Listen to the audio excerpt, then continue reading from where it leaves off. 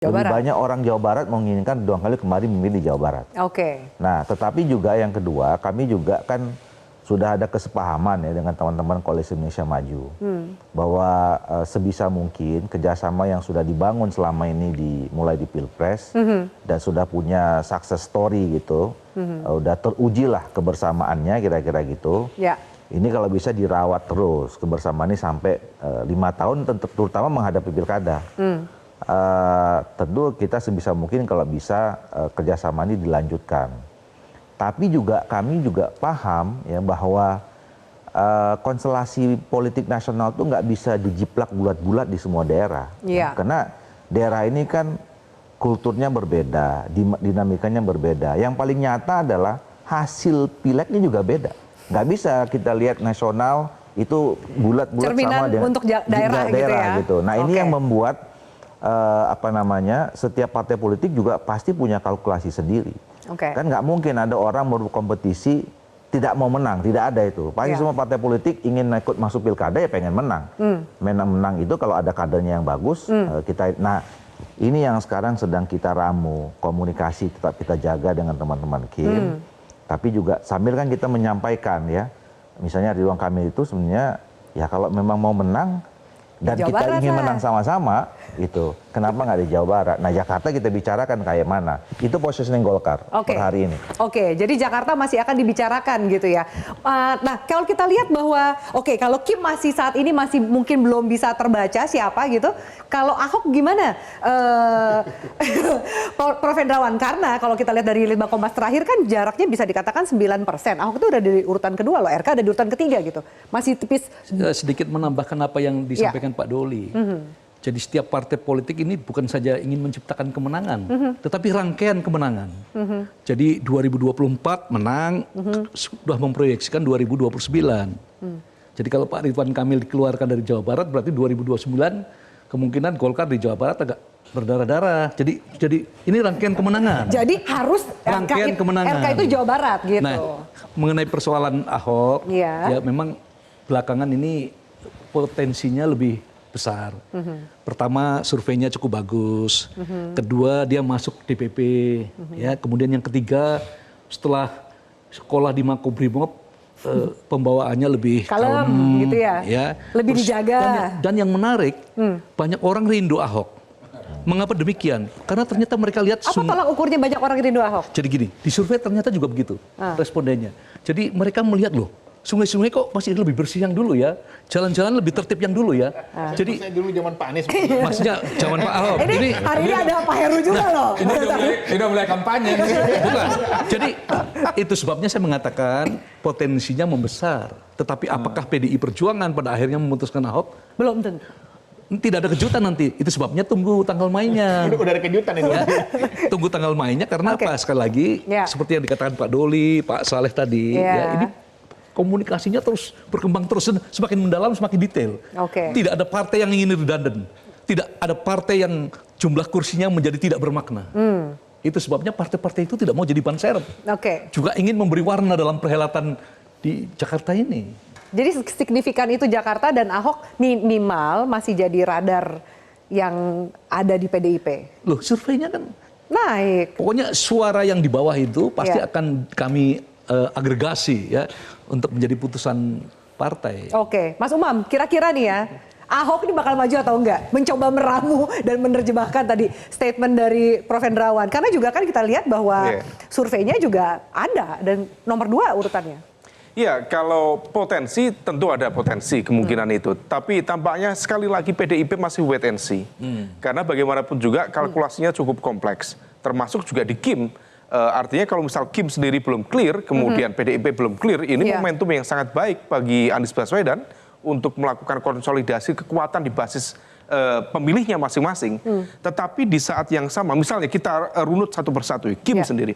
misal Bang Doli memang termasuk yang cukup istiqomah ya, konsisten untuk mendorong Pak Ridwan Kamil berada di tetap Jawa Barat. Meskipun Pak RK sendiri berharap betul di Jakarta, di Jakarta kan. Oh ya? Nah, buktinya dia pasang OTW itu Jakarta, kemudian dalam berbagai kesempatan. Itu iklan katanya. Apapun namanya, tetapi konsekuensi politiknya kan cukup clear. Iya, itu secara simbolik, komunikasi publik itu sangat clear. Dan di saat yang sama, sebenarnya survei tadi itu angka yang sifatnya generik ya.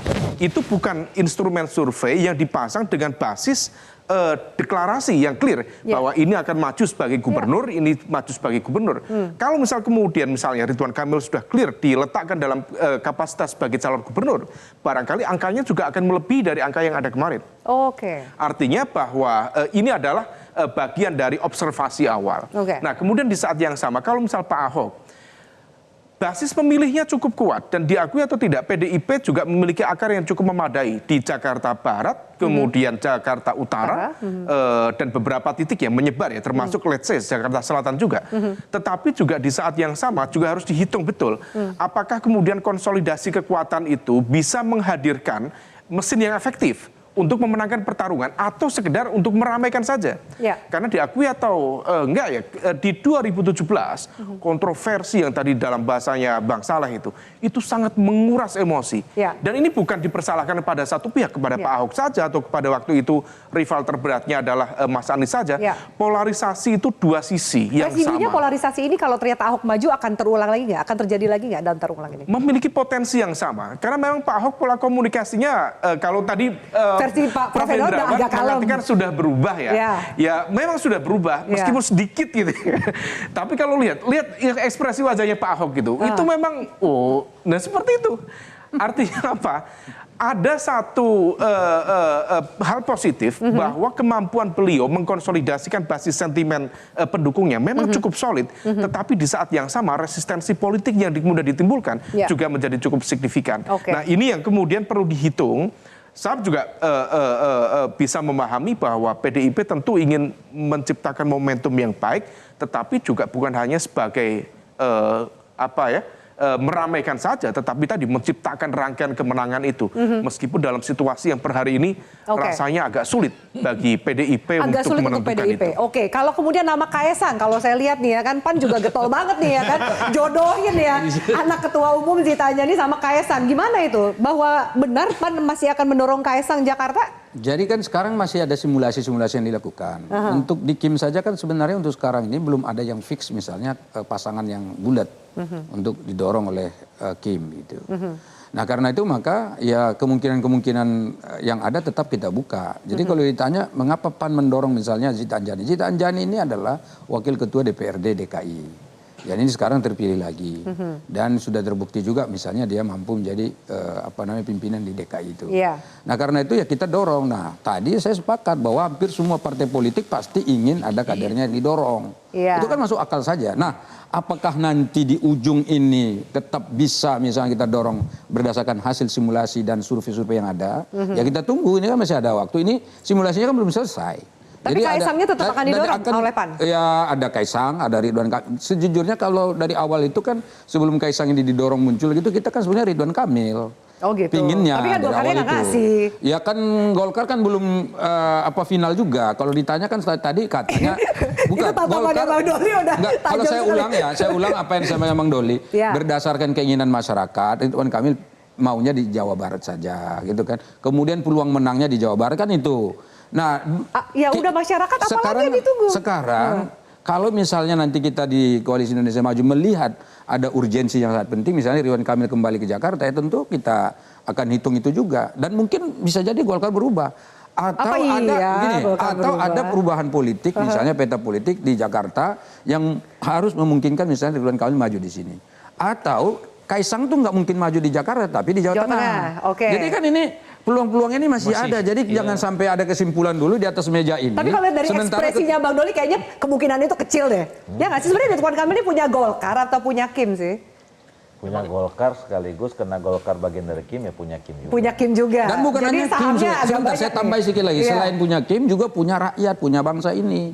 Jadi setiap kita ini walaupun ada partai-partai politik ya kita tetap ada menyatu dengan masyarakat. Aspirasi Begitu loh. masyarakat. Oke, Makanya tadi disebut masyarakat ingin seperti ini. Jadi kan dari masyarakat. Tapi hati-hati juga, jangan-jangan mendorong Ridwan Kamil karena ada yang mau di sana juga. Jadi kan Maksudnya karena ada yang mau dorong lain-lain ada yang mau di gitu. Jawa Barat juga kan bisa jadi begitu. Tapi kami senang kali kalau Pak RK bisa maju di Jakarta ya. Artinya kita juga dinamis lah ya.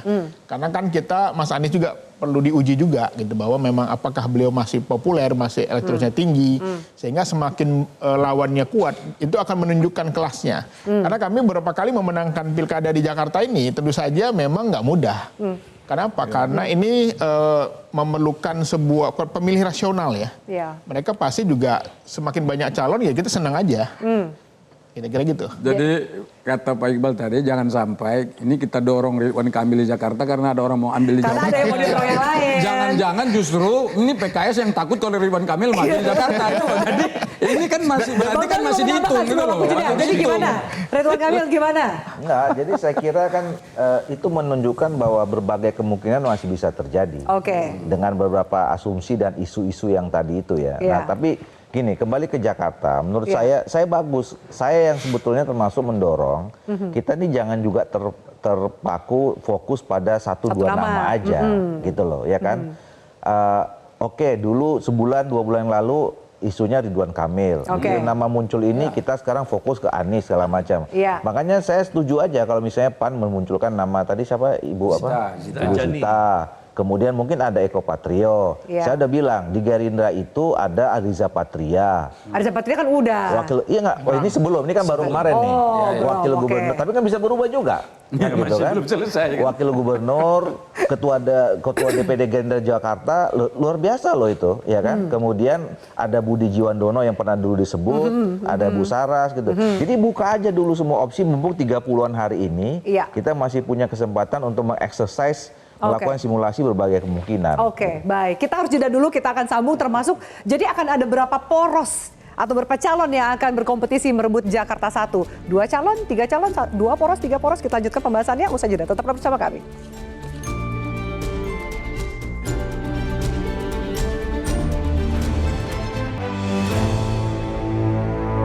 Jelajahi cara baru mendapatkan informasi. Download Metro TV Extend sekarang.